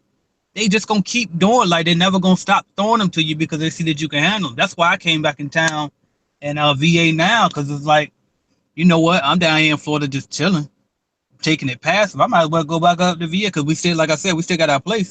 So I was like, we might as well just go up there real quick and grow it faster. Because I mean, yeah, I got my brother in place, but if we can do it with him in place and us here, I mean, the sky's the limit. You know what I mean? I can grow back to back. Just take account. They could throw me 20 accounts today, and I can be able to handle them because I got a system in place. You know what I mean? Really? So, I mean, it's just about putting in that work, making sure that you take care of your customers, clean well, and then just let me ask you this: speak to what makes you a good JanPro contractor. What is it? What do you do? I mean, you ain't got to get into the numbers and how it work because I know you got stuff that's information that needs to be paid for. Right. But what is it that you do? Not necessarily down to a granular level, but what is it on the surface, so to speak, that you do to it? Because I'm understanding this is what I'm thinking. Just from watching your videos, it has got me in the mindset that damn franchise manager or whoever he is that work for JanPro, that's your damn gatekeeper. That's your cash cow. You just got to make sure that you don't, excuse my French, fuck up. You got to make sure you got to be out there. If you just get a little small $11,000 a year FP11 contract with JanPro, stick it. Make damn sure you do what you're supposed to do. Don't fuck up. Make sure that you cleaning. Make sure you see. I'm in IT, man. So I'll be in there working late and see them dudes coming in there with the damn backpack, vacuum cleaners, and they'll come in there and change my damn canister for my trash, and they gone. Right. They don't dust. I don't want them to dust now. I never did. I'm the dude on the other end. I ain't want them to dust now. You know, and they'll be in there and be out. And we had a big ass 30-something thousand square foot office park. Right. And they'll come in there and knock that mug out. And they'll be out quick. I'm talking about, look like they was in there damn near 2 hours and they were gone. And I'm like, damn, I know this is a big contract. And them jokers be in there making good money. But it just like seemed like to me, the people that really gonna be successful in this business, it's just gonna make sure that you can be fast, but it's just gotta be certain things that you gotta knock out, certain checklists. And that's just it, man. And Think and Grow Rich teaches you that if you want more, give more. You know what I mean? So whoever go the extra mile is gonna be the one that get rewarded. Like a lot of people, if you got the employee mentality, you go in and you ask for a raise first, and then you say, if I get a raise, I'll do more work. But the law of attraction style teaches us that we'll do more work first, and you'll be rewarded with more money. So that's the same approach, and that what you were saying was exactly on course with that. I just simply go that extra mile every single time. I clean them damn buildings like they never been cleaned before. Then I show my workers how to do the exact same thing because we all share the same thing in common, which is, look, I don't want you coming behind. Like I don't want JanPro coming behind me or the customer. My workers don't want me to come behind them, or they don't want my manager to come behind them, or my inspector to come behind them. So it's like we all got the same thing in common. Don't nobody want nobody telling them what to do. We all kind of just want to be our own boss and mind our business. And I let them mind their business. I won't mess with them as long as I don't hear no complaints. You know what I mean? So that's the goal. Is like, so if you just go in there and put out that effort, put in a 1,000% effort every single time. It's number one. Number two is communicate with the customer. Make sure you got good customer service with that end. And then also communicate with the actual franchise company, because you got to be in their face. Because if you stay in their face, you stay relevant. As soon as the contract comes and they just got off the phone with you, who you think they're calling up first? They can call you right back. So stay relevant to them as well. Make sure you let them know you're hungry. Feed me, check in with them at least once a month. Like, hey, you got anything new? You know, man, they'll tell you too. They'll be like, oh no, we ain't giving you nothing right now because you get too many complaints. Or they'll say, oh yeah, we got you as soon as something comes. You know what I mean? So that's just it, man. If you do those three things, stay in contact with the customer, the franchise, and then clean your ass off, you good. Okay, so let me ask you this. Let's say I get in, and because I don't know or whatever, I fuck up a couple of contracts. Like I mess up. How can I get out the doghouse? Like, okay, I messed up. I had a couple of bad employees. Take care of what you got, make adjustments in the one accounts that you do got, and make sure that you acknowledge with the franchise owner, like, hey, I mean, not the franchise owner, but the franchise come to, hey, you know what, I fucked up. I understand what I did wrong there. It won't happen no more. And then make sure that it actually don't happen no more. That's it. They ain't gonna hold no grudge with you.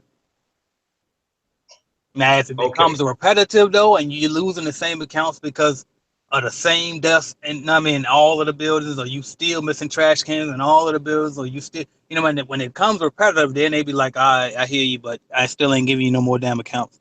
And it's just because they got to protect their business. And that's the thing. Like, I'm trying to understand because, sorry about that. The thing I'm trying to understand is this. Like, it sounds like to me, if you really come with your hard hat and you're working, you got a manager, if you got somebody that's in order to build a business, you got to have a manager. You cannot build a business by just having a bunch of employees and you just running around checking on the employees. I mean, that's the base model. But it's other stuff other hats that you have to wear. And so I'm gonna tell you this: it's definitely a lot of other hats. But go ahead. Now I'll let you finish first before I go ahead. Now, I'm just saying, like, it's a lot of other hats I would have to wear. Like, I learned that when I had my comedy club, I had to run the bar, I had to run the kitchen. Just running the kitchen by itself was a full-time job. The kitchen took a lot. Then I had to run the front when people was coming in. I would take their money. I had to watch the person on the money coming in off the front door. I had to coordinate with the comedians, make sure they was happy, because a lot of them were prima donnas. They were. I'm like, all you did is comic view. Like, yeah, I had Marvin Dixon. Me and him got into it because he didn't like the hotel I put him in. Right. I put him in a Holiday Inn. He got upset. It was a brand new Holiday Inn, newly built, nice rooms, but he didn't even go in there. He just saw Holiday Inn and had a fit. Him, I had just a lot of different stuff, man. But when it all said and done, me and Marvin Dixon was cool because he was a real nigga. Me and him got to talking. He's all right, man. I see you trying to run your business. We talked, but the thing is, when you run a business, man, just marketing alone is a full-time business, man. When you talk about marketing, like it took me literally 5-6 hours a day of just going around passing out flyers, going to the radio station, coordinating the Facebook page, making sure because back then it was MySpace. I had a MySpace page, coordinating with the radio station, getting the guy to do my voice commercials every week. With the commercial, all my commercials had a voice drop from all the different comedians. So they had to call BYOB Audio, which is like this website you call and do a voice drop with.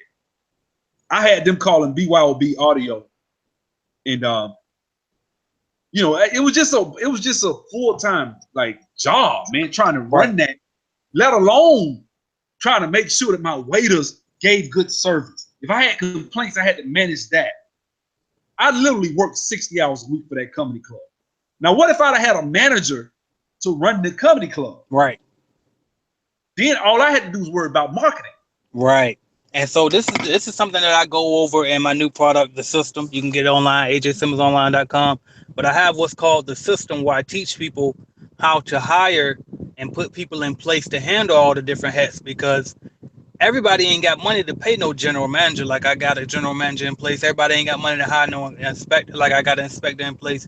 You know what I mean? Well, at least they think they don't until they see that program and see that it actually don't take a ton of money to do it. Because you just got to get creative. And so I got creative and I figured out ways to hire people even when I ain't really have it. Okay, so but that's why I had to plug that.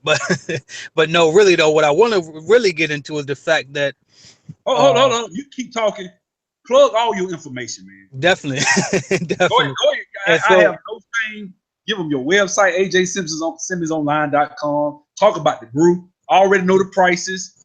Definitely. 97 down for the mastermind, 47 a month. I already been on everything. So just tell them about your stuff, man. That's what's up, man. So and so with that, like with all the different hats, when it comes to the franchise, they actually take care of a lot of those hats for you, like you say with the marketing and stuff. Where you really don't have to market. Like I used to get people calling me all of the time, asking me to pay for this or get my website featured on Google, and I'm like, really, I don't need it because the franchise was feeding me so much. Like I could literally tell them, look, I'm ready for another one now, and within a week, I got a new contract coming up, just because I had it like that. My reputation was that good, you know what I mean? And so, like they were a lot of those hats for you. So really, the only thing that you cover, like, okay, who gonna do your payroll?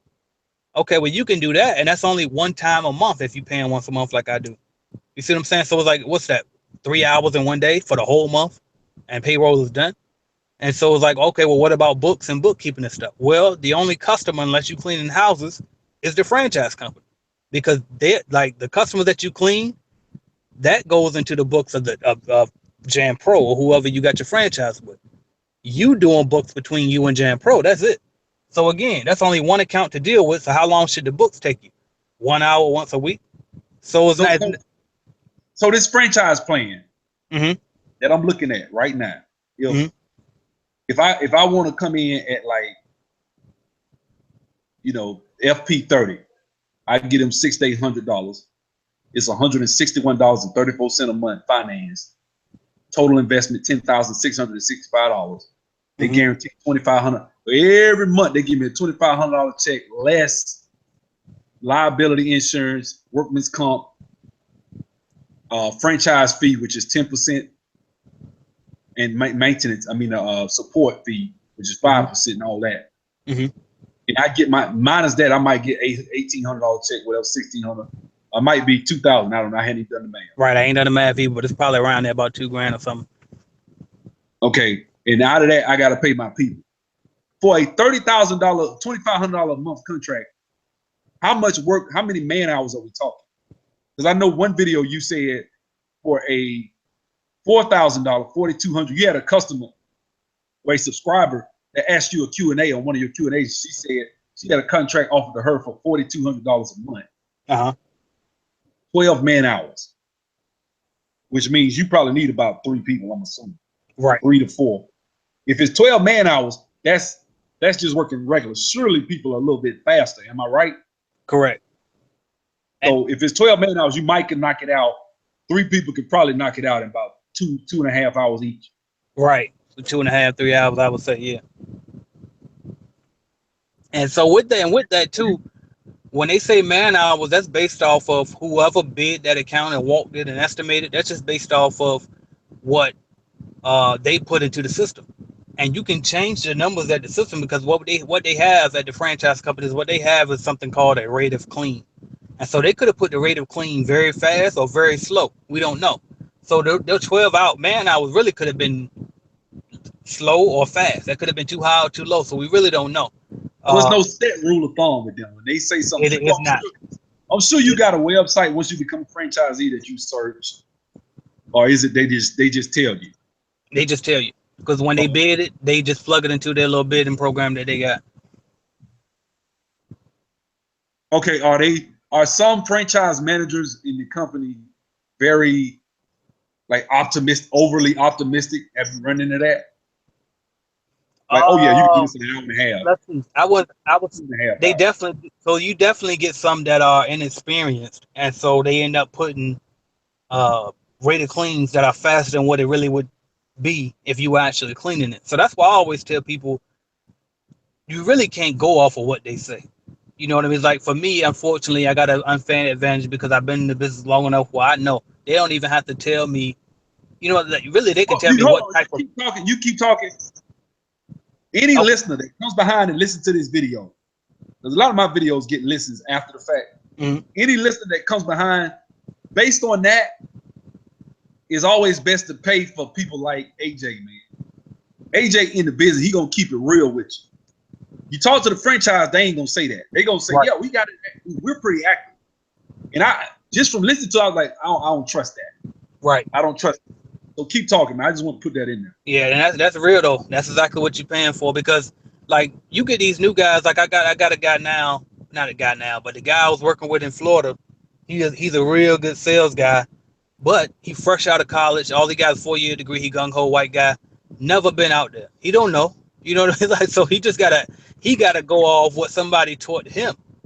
But it's like he don't have his own experience, so he don't really know how long it's gonna take to clean some of this stuff. But he don't know what to put the rate to clean for certain things. You know what I mean? So it's like it's not necessarily that he's intentionally underbidding on certain accounts. It just really is ignorance. He don't really know what the hell he's doing sometimes. And then other times he'll go in there and put a slower rate of clean, and then it'd be too high, and we still get it. So now you got a account we never say overbid, but an account that's very well bid, and you getting way more than what you should be getting. And so people will get confused, say, "Oh no, see they underbid accounts, and you can't take account for them." No, don't get an attitude. Don't get out your feelings. All we got to do is go back, say, "Hey, y'all said it's supposed to take 4 hours to clean this account every night. It's taking us 6.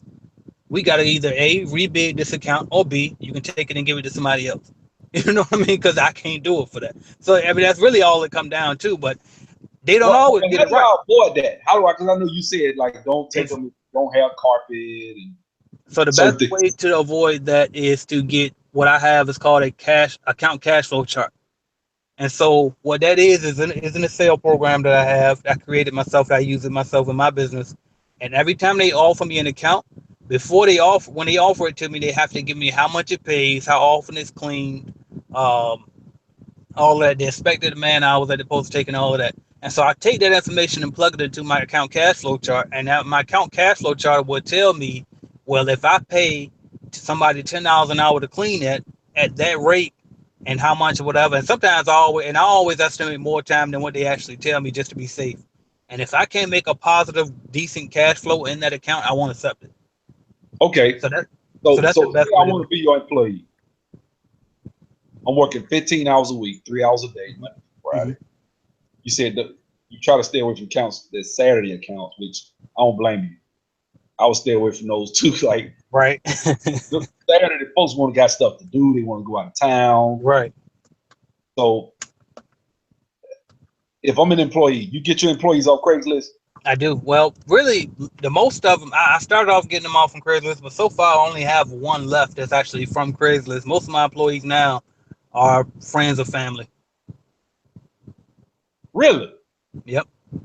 Man, that's been a nightmare for me, friends and family. Exactly, and it usually is. And we really tried to stay away from family and friends and family, but it so far has been working out. So. Okay, so 15 hours a week, 60 hours. You give people $600 at $10 an hour, mm-hmm. Or is it $10? Or is it just $30 a day? Hold up, I won't keep it up. Hold up, run it back to me. Okay, so I'm just trying to get a math number so I can even before I jump into business because I'm gonna get in, but I just want to make it. So you're looking at $30 instead of paying them 3 hours. You just say, man, $30. That's what I'm gonna give you. Each time they go out, right? If they go and knock that place out in 3 hours, $30. They knock it out in 2, $15 an hour. If they fast enough, they running, right? They knock it out in an hour, right? That's correct. $30. Because it's not based on by the hour, even though even though I'm paying by the job, and when I came up with how much I'm gonna pay per job, it was based on the hourly amount, but it's not really paid by the hour. So therefore, if they go faster, then they just make a higher hourly rate. But they're gonna get $30 a day regardless. Okay, so how do you verify that they changed out all the trash cans? How do you verify that they wipe down the dust on the desk? I'm glad you brought it back up because I heard you say something earlier, and I wanted to correct you on that before we misled the listeners. So I don't have anybody that goes back and check behind my workers every day. You know, like when you first start off, you definitely probably should do that. Then as time go, you hire somebody to replace you. But where I am, nobody's checking behind any of my workers. And usually I only got one guy doing the whole building. If that one guy want to bring some help here and there, bring his fiance, bring his wife, bring... Oh, I'm lost. Okay, so if a person has a building, you got a $4,000 a month contract. No, I wouldn't put one person in that one. But on smaller ones... What rule of thumb do you go by? It depends. It really depends. Depends on the account. If the account requires more than one, so my largest account right now, we go in there twice a day, and I have 3 people working that one. One guy cleans it in the morning by itself, and then the other person, and I got 2 people that clean in the evening, and they do it in zones. One guy covers one zone, and then the other guy covers another zone. I'm lost. Why would he clean it? Why would you do that if the guys in the evening clean it? Why would he have to come back in the morning? No, that's the way the contract is structured. Like they want people to come in there twice a day. Also, it must be a 24-hour place or something. It's not 24 hours. What you say is a 24-hour facility? No, okay. Like I was working at a project over in Norcross. Mm-hmm. People leave at 6 o'clock. Some people might leave at 8. Right. It's like that. So they work until like about I think 3 in the morning. So it's almost 24 hours because they turn around and open right back up at 6 o'clock in the morning. Oh, okay. Right, and it's a very nasty warehouse. I mean, it ain't like the office part is okay, but the warehouse is real nasty. So it's like they need to be clean. Really, they need clean the whole time, but like all day long. But I guess they don't know how to budget for that. How do you get the people? Like you say, you stay away from trying flows that. Cause do you mop? You don't mop every day, do you? Yeah, most accounts. Yeah. Okay, so like a warehouse, if you got a 12,000 square foot warehouse, Mm-hmm. they got to mop that every day. If that's what the account requires. Okay, I mean, I would assume it shouldn't be that much to mop. It shouldn't be. It shouldn't take that much time. Right. If it's been cleaned before. Right, and so it's like if you're doing it every day, then obviously it'll go faster if you're mopping it. But that's why I never really accepted accounts with floors. I always like to accept accounts with carpet because of that right there. You know what I mean? That's the bulk of that's half of your time right there, just mopping all that floor. Yeah, changing out the trash can, you can run through some cubicles, grab the trash can, change them out. Some of them you can walk over there like me and IT. Some days I might put trash in my trash can 2 days a week. Right. Up 3 days, you ain't got to touch it. I went to lunch, I ate out, came back, sat at my desk, I didn't do nothing. Exactly. Why would I? Yeah. Usually, if you go get lunch, you throw it away yourself. Usually, if it's on your desk, you throw it in the big trash can, Right. So, yeah, man, it's a gravy business. I'm an IT developer, contractor, whatever. I want to get out of it. I do. But I'm understanding. This is my mindset. This is my game plan. I'm not getting out until I'm making way more than what I'm making in IT. I need to be making like 600,000-700,000 before I even think about getting out because of my income. I can't get out if I'm making 300,000 because I might mess around and get out, and now I'm down to 35,000 a year because, unless I'm gonna get out there and clean myself, and even still at a certain size, it still ain't advantageous to do that. Right. So that's the key. And it's definitely not. I'll be honest with you. I don't know anybody that's only making 10%. I'm definitely not. Even with my people in place and my management in place, I'm not only making 10%. But I always say, even if I was making 10%, it still would be worth it for me if I ain't have to clean and do nothing. Look. I was looking at a quadruplex in Alabama. It was $2,200 a month. You got to pay maintenance. Somebody got to come out and collect the rent. You got your debt service. You got to pay for the mortgage. You'll be lucky to make. I'm talking about if don't nothing break on the property. Right. You'll be lucky to make like $1,200, $1,400 a month off $2,200. Right. That's if don't nothing break on the house. It costs $130,000 to buy that quadruplex. Right.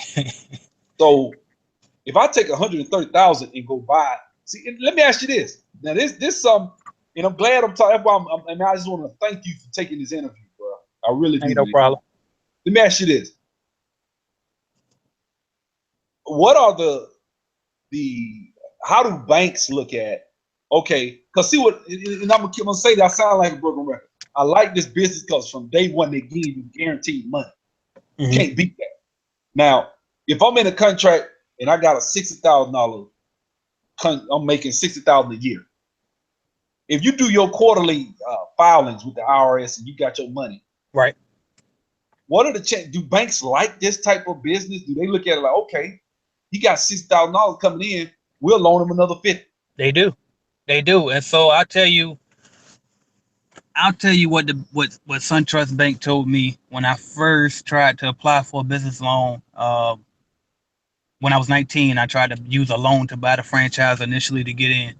He told me that he loved the concept, he loved the plan that I had, and he also told me that he had several other Janet King franchise owners. Because at the time I was trying to do Janet King, he said that he had several other Janet King franchise owners that banked through them and they loaned them money and it's going good. He said the only reason that he couldn't loan to me was because I had zero collateral and zero credit. So I mean, Okay, nothing so changes on that. But let's jump on the business credit for a minute. So you got your EIN number, you uh-huh, got your Dun and Bradstreet, you do all that, right, you build your credit. You start like you do net 30 accounts, like say right, you do like net 30 accounts with like janitorial cleaning companies, right? right. And you build that up, then you start doing like say you do a cell phone or whatever. Um, are you building? Do you focus on building the business credit? Like, are you looking to get like line of credits? Because that's what I was thinking about this business. When I first heard guaranteed account, I was like, man, that will make building business credit so much easier Yeah, than trying to build business credit and you got to go out and go cold turkey, knocking on doors. Not that that's what I would do, but yeah. I'm just saying because you got guaranteed amounts and you can show financials and income and balance sheets and income statements with money, it really makes it easy to borrow money when you file your once you file that second tax return with the IRS, even if it's 6 months in, the bank really likes that. That's what they want to see. Right. This business sounds like to me this business is tailor made for borrowing money. If you show a track record of really knowing how to do this business, you show that you're successful, even if you're doing it while you got another full-time job. That's true too. That's true Just too. I speak haven't to that looked for at me. a lot of borrowing just because I didn't feel like I needed to. But I did get a line of credit just through my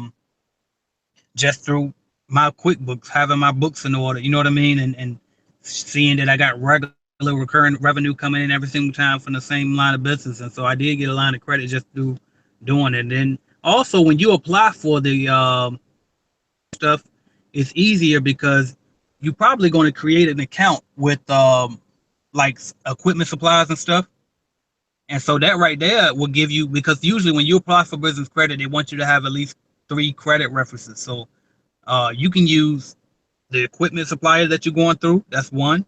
You can use and you can also use like your insurance company, whether you got business car insurance for your business vehicle, or whether you got Let me ask you this: is that insurance through like coverall when I spoke to not them? through them, not their insurance, but your own separate insurance. So if Can you beat their numbers? Because like what's the you name said? can. Well. Again, it depends on where you buy in at, because sometimes they'll make the coverages so ridiculous that you can't compete. But here in Virginia, you can definitely beat their coverage. In Florida, you couldn't beat their coverage. So it all depends on who you buy from and what their coverage limits are. Okay, I like this, man. I like this business, bro. To me, the pros, you did a pros and cons classic video that you uploaded, and I guess you had re-uploaded or whatever. Yeah, I got But two different ones. you got one where you was talking about that, and you mentioned it just seems like to me when you got guaranteed business, all it is then is just sweat equity, just That's it. managing it. Yeah. If you manage right, man, growing business credit in 9 months, man. I know a lady in Chicago, business credit guarantees 12 months, $60,000 worth of line of credit, guaranteed. But you gotta have a business. You gotta be making something, and Right. that's the problem with a lot of business credit companies. People ain't making no money. Like I seen people try to build business credit, they run into the roadblock of banks ain't stupid. They're Right. like, man, you're making no money. Why would I give you business credit for $100,000 just because you went and started a corporation? And you Right. got Like anybody can go pay $200 and file a damn articles of organizational articles of what is it, a corporation or whatever it is, and then say they own a business. I mean, you might be able to get under 20,000, but Right. and then when I get the line of credit, I'm gonna take like if I get $100,000 line of credit or 60,000, I'm gonna go buy a $200,000 franchise. Right. Let me ask you this: how many people in the company in the business are doing are doing what is it? How many people in the business are doing what is it? How many people in the business are doing that, doing sizable numbers? Is that even possible? What is it? Like 200 grand? Because you had a business, you said you can make anywhere from 5,000 a year up to 800,000. Right. So how much do we make? What stops me from being that $1 million gross guy? What does it take? Nothing stops. I'm just going off of what I heard so far. I haven't met a person yet who owns a unit franchise and says they've done $1 million yet. You know what I mean? So I just based it. The highest number I've heard so far was 800,000 a year. You have a subscriber in your guy that said just through your videos he was making 60,000, 70,000 a month. Right, and I don't think he was with a franchise though. Oh, okay.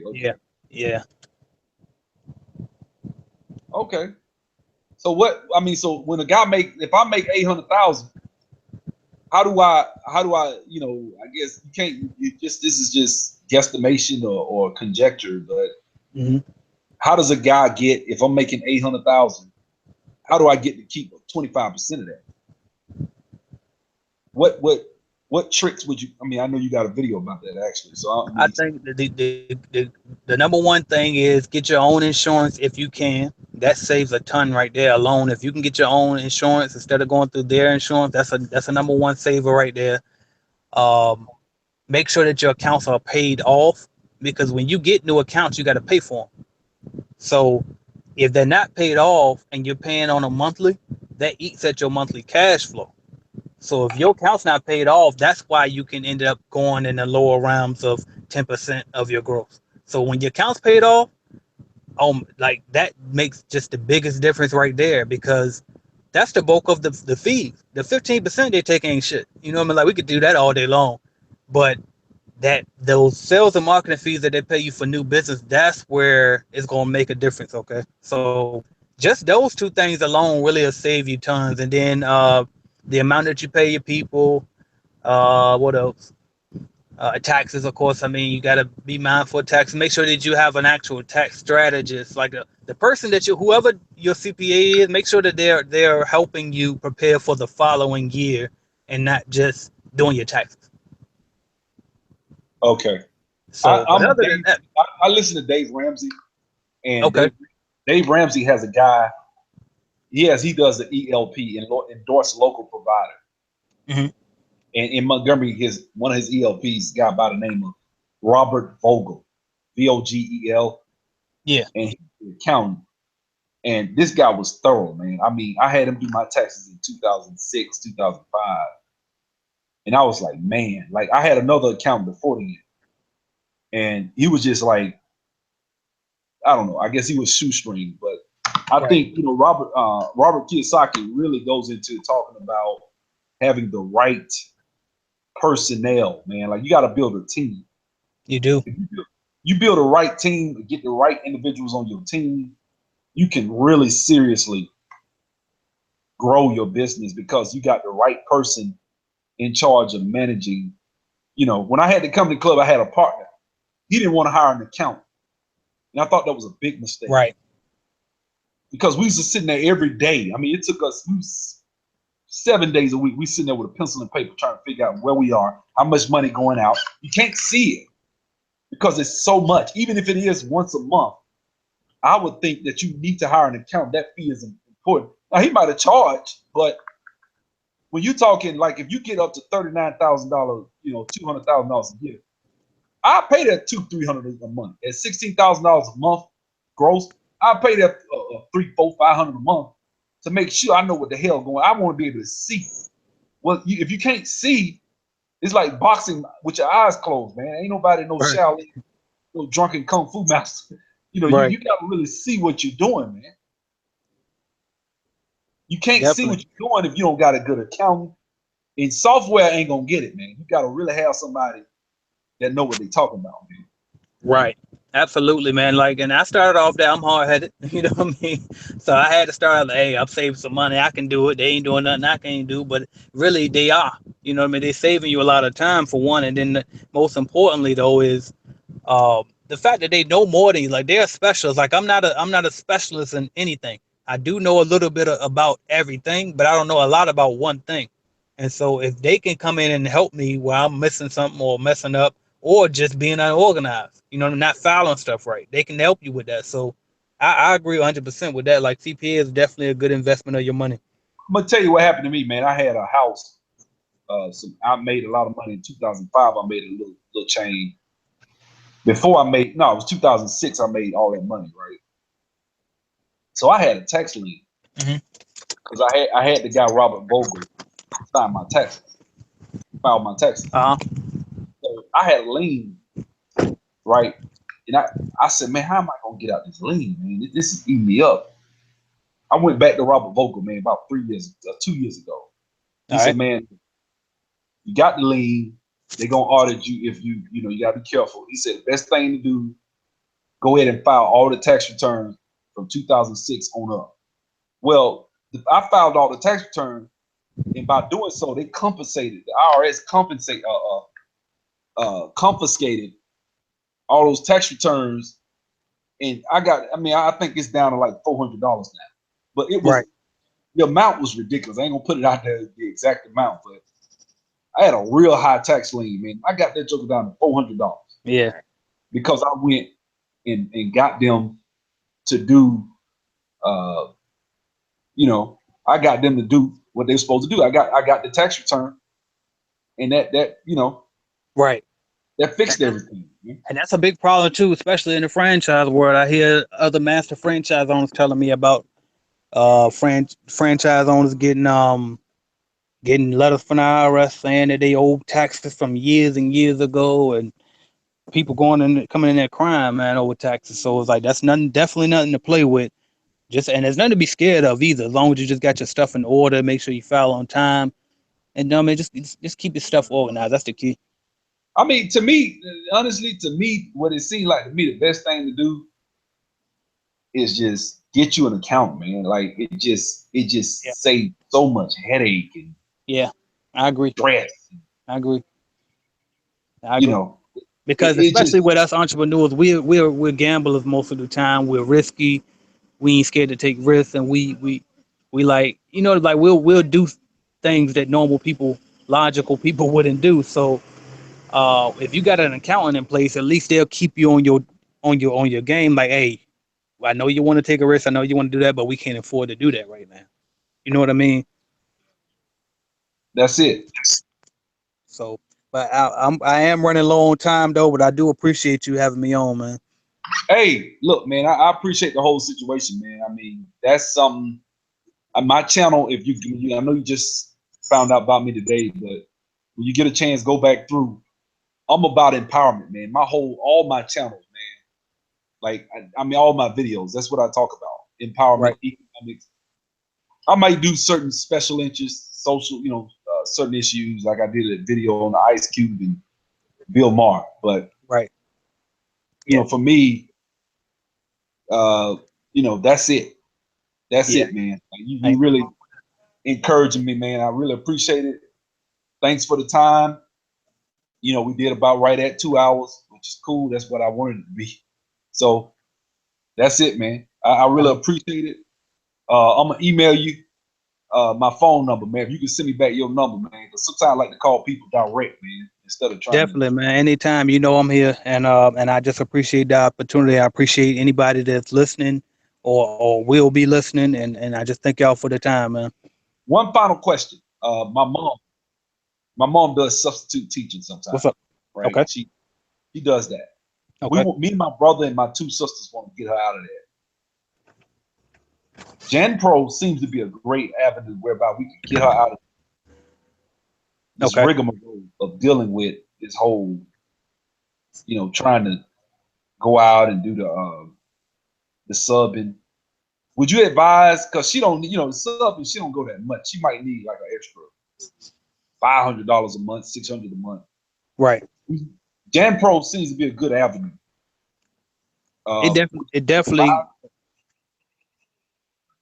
Oh, ahead. I was gonna say, yeah, definitely can replace her income. Now, whether she wants to replace dealing with them kids with dealing with scrubbing toilets is No, I mean her personal preference or not. But as far as financially, absolutely, it could be done. Where okay, how would you advise her switching it where somebody else do? How would I? What number? What amount would you advise us to go in where she could switch? Because I'm looking at the list. I got the list in front of me, and we Oh, got the 6,000 one, which will be so you would just have her 11. working as an employee? Yeah, she just need about 500-600 a month to replace her going to the pool with the kids at the southern thing. Okay. Well, as long as I would say whatever she needs to make, do like 4 or 5 times that amount per month. And as long as you got that, you should have enough to pay her. Okay, great. See that's why I like talking to somebody that know the game, man. That's a real solid concrete number. Any of you listeners, man, that's listening to this, y'all need to subscribe to this brother, man. This brother right here, man, AJ Simmons. Everybody eats dash AJ Simmons. Like, go check him out. Solid brother. I'm gonna let you have the final word, bro. I just appreciate you, man. I appreciate you. I do welcome you all to the channel if you decide to subscribe. And I look forward to working with you, man, in the future. And I'll definitely be looking forward to that email as well. Yeah, and I want to say this, man. Like, I'm fans. These are the people. When I was playing basketball, I was a fan of all the basketball players, Michael Jordan. I'm a fan of people that in business. You know what I'm saying? When my YouTube videos come out, I got a scene from Paid in Full, and the guy, Mekhi Phifer, was sitting on the couch. He was like, man, a nigga like me, man, I feel like Michael Jordan, the Magic. I'm out here now. I don't sell drugs, but what he's saying is, get out here and get this paper. He's about, he's the Michael Jordan of business. See what I'm saying? He's Magic Johnson when it comes to business. When I see brothers like that, when I used to learn, I remember I played a guy one-on-one in basketball. He killed me because he knew how to do the jump hook. This was back when I was in the 10th grade or whatever. I stopped him after the game. I said, man, show me how to do that. Right. And the thing I want to take, man, when you see a black man or anybody, I don't care if they purple, if you see them doing something in business, ask them how they do it. Talk to them and learn, man. Straight up. That's how you become a better person, man. So I thank you, brother. I thank you for sharing your information. Oh, excuse me. This brother has videos on his channel for like $14.99. AJ Simmons online has videos for $5.99. He has documents, ebooks. Check him out. My videos get like, 100 or whatever views. I just started my channel in February, early February, late January. Subscribe to the brother's channel, man. Check him out. That's all I got to say. Thank y'all. Have a good day. All right.